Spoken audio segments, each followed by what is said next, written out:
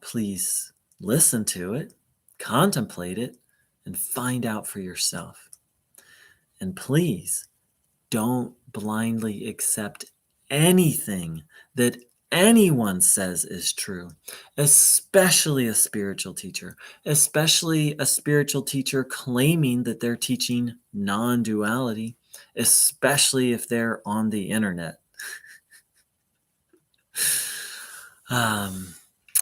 So, hello. Hi to my live viewer. So, making some good progress in recovering from fake non-duality from Neo-Advaita. I've gotten into dancing. I'm writing poetry. I am singing.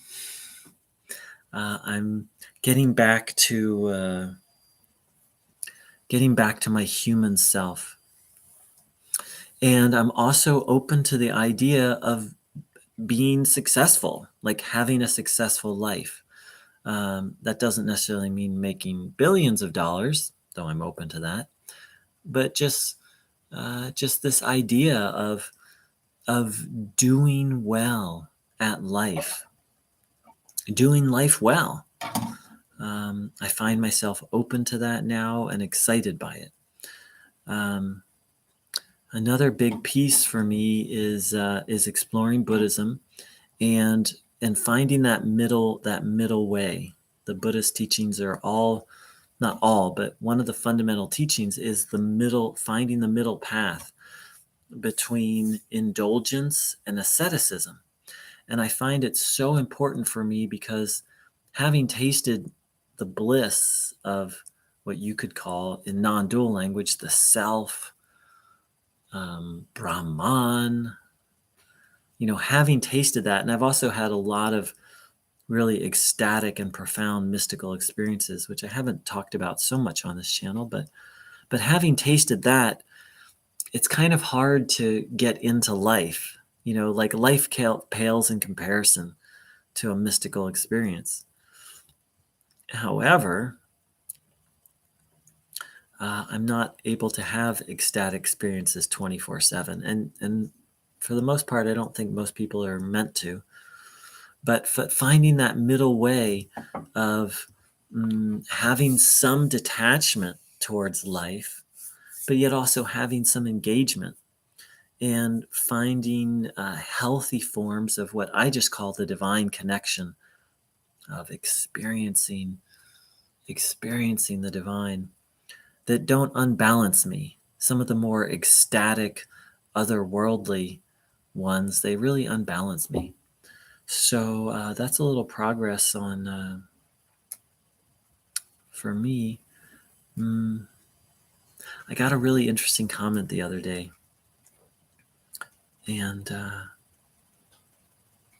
here on the channel. And the comment, let's see, I think I took a picture of it.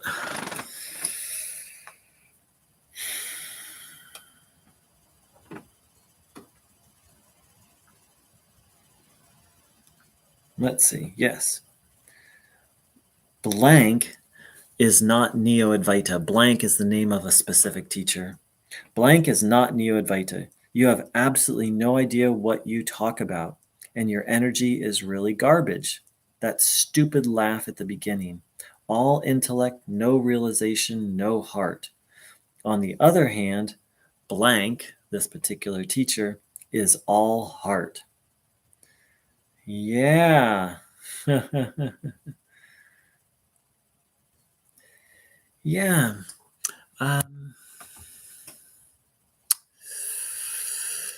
So I used to name teachers by name, and now for the most part I don't, unless it's something very specific, like,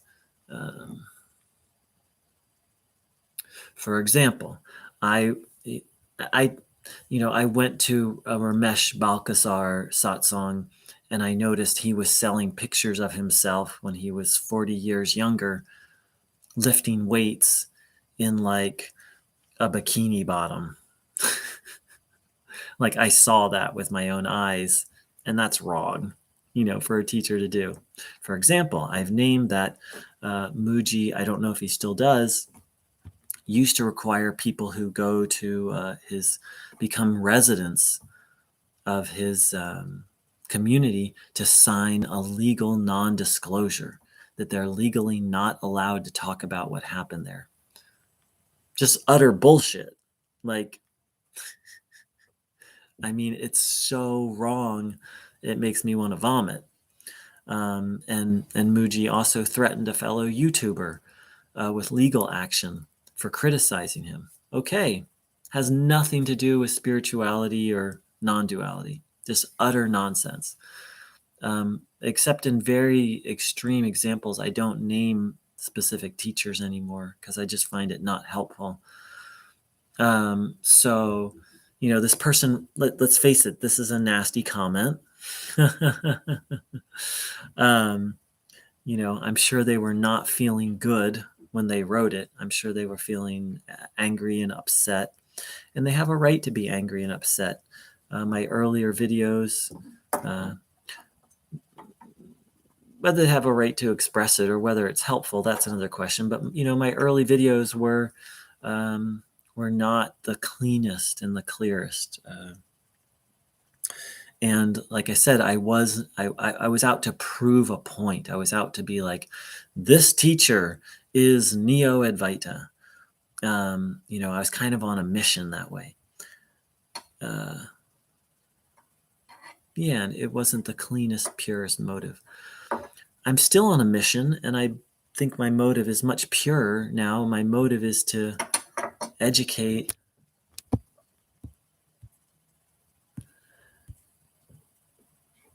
Wow, hi.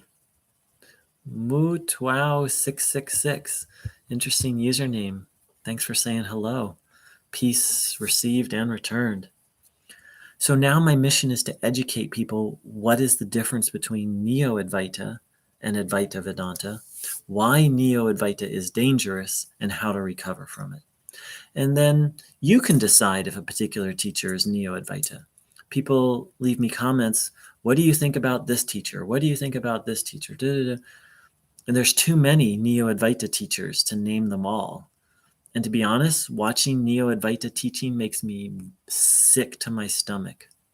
Like I can't and won't. So it's really easy. So the first thing this person wrote is blank, a particular teacher, isn't Neo-Advaita.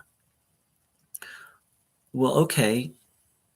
Well, and we need to get clear on our definition of Neo-Advaita, and then you can find out for yourself whether a particular teacher is Neo-Advaita. And the definition is really simple. There's two primary definitions of Neo-Advaita. Number one is the teacher only teaches self-inquiry and only teaches your true nature. That's it. That's all they teach. If that's all they teach, and more importantly, they teach everyone to practice self-inquiry.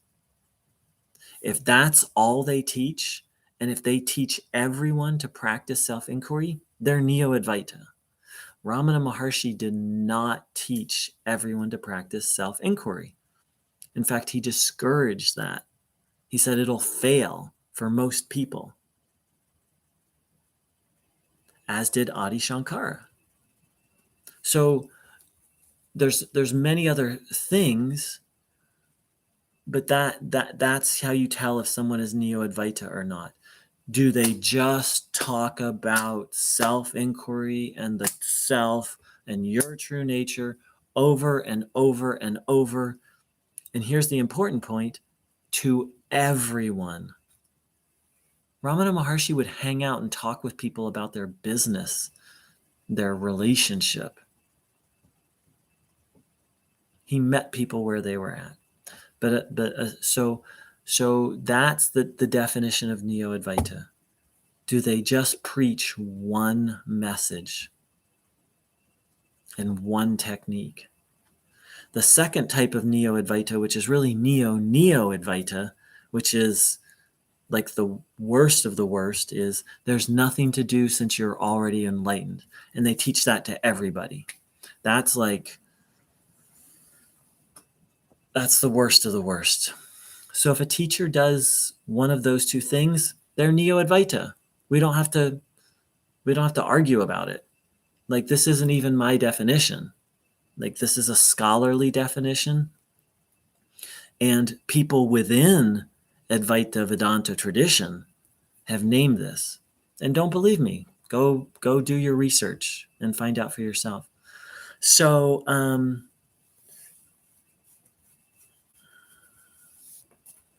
yeah, that's the first yeah, I'm yeah, that comment, there's more to it, but that's a beginning. So thanks for saying hi and offering a peace reflection. That's almost Moo 2. Moo 2, 666. It's one of the most intriguing usernames I've ever heard. All right, dear ones, blessings to you. Thank you so much for dropping by, and I hope this was helpful. Take care.